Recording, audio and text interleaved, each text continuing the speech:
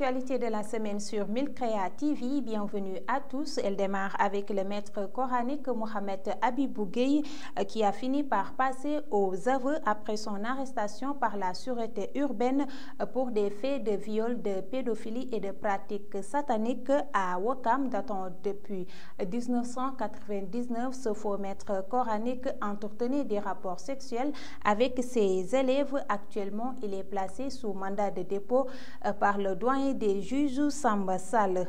Mandat de dépôt également pour Olivier Sylvain, le responsable de la cellule performance du centre Dakar Sacré-Cœur, a rejeté les faits d'abus sexuels sur mineurs qui lui sont reprochés lors de son audition sous le régime de la garde à vue suite à son arrestation. Par ailleurs, le ministre des Sports Matar Ba a jugé que lumière sera faite sur cette affaire. Même sort pour le manager de la chanteuse Viviane Chidid. Didier Diouf est placé sous mandat de dépôt dans l'affaire de trafic de faux visas. À Saint-Louis, le porte-parole de l'Union régionale des pêcheurs artisanaux du Sénégal, Yam Dieye, et son président Makouma Ndiaye ont été placés sous mandat de dépôt.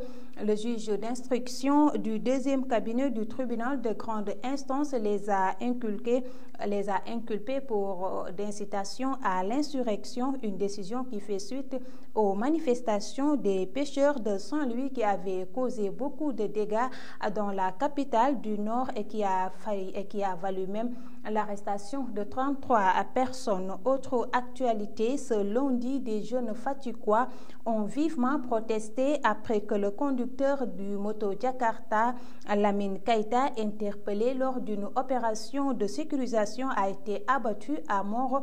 L'autopsie atteste une mort naturelle, chose que sa famille refute et compte porter plainte. Lamine Keita a été inhumé ce mercredi à Fatick. Le poste de douane de Moussala, subdivision de Kédougou, a été victime de cambriolage dans la nuit du 7 au 8 février. Les malfrats ont emporté avec eux plusieurs armes à feu avant de rallier le Mali. La douane confirme le cambriolage et invoque une enquête administrative, mais ne s'avance pas sur le nombre d'armes qui ont été dérobées. Retenez aussi que le ministre de l'Enseignement supérieur et de la Recherche, Cheikh Oumar Anne, a donné une incitation directe à Pape Alé Niang, Mody Niang et Nafi Ngom Keïta. Ces derniers ont jusqu'au 10 mars pour répondre, ceci suite à la publication du livre du journaliste Pape Alé Niang intitulé Scandale au cœur de la République.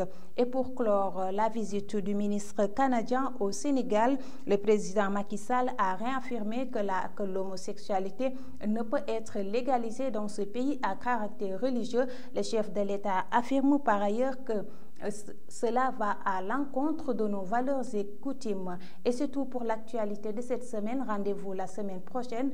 D'ici là, restez connectés sur Milcrea TV.